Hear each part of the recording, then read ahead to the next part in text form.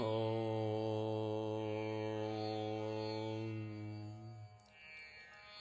नमो भगवते वासुदेवाय। ॐ नमो नारायणाय।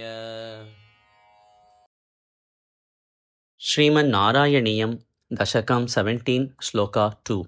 अंके पितुः सुरुचि पुत्रकम् उक्तमं तम्। सुरुचि पुत्रकम् उक्तमं तम्। सुरुचि पुत्रकमुक्तमं तम्। सुरुचि पुत्रकमुक्तमं तम्। अंके पितुः सुरचि पुत्रकमुक्तमं तम्। अंके पितुः सुरचि पुत्रकमुक्तमं तम्। दृष्ट्वा ध्रुवः किल सुनीतिसुतः अधिरोक्ष्यन् सुनीतिसुतोधिरोक्ष्यन्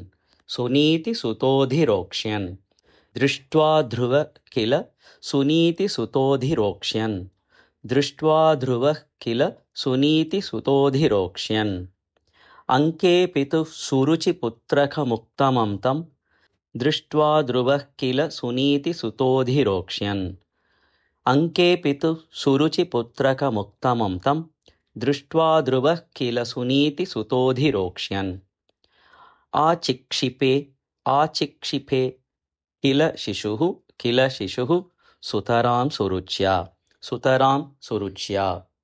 आचिक्षिपे किल शिशुः सुतरां सुरुच्या।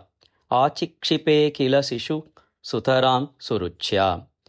दुस्सन्त्यजा खलु भवद्विमुखैः असूया। दुस्सन्त्यजा खलु भवद्विमुखैरसूया। दुस्सन्त्यजा खलु भवद्विमुखैरसूया। आचिक्षिपे किल शिशुः सुतरां सुरुच्या। दुस्सन्त्यजा खलु भवद्विमुखैरसूया। आचिक्षिपे किल शिशुः सुतरां सुरुच्या। दुस्सन्त्यजा खलु भवद्विमुखैरसूया। अंके पितुः सुरुचि पुत्रकमुक्तमं तम्।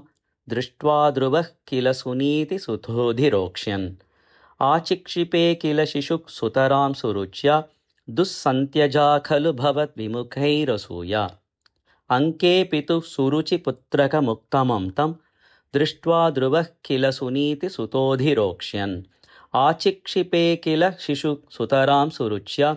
दुस्सन्त्यजा खलु भवद्विमुखैरसूया। अंके पितुः सुरुचि पुत्रकमुक्तमं तम्।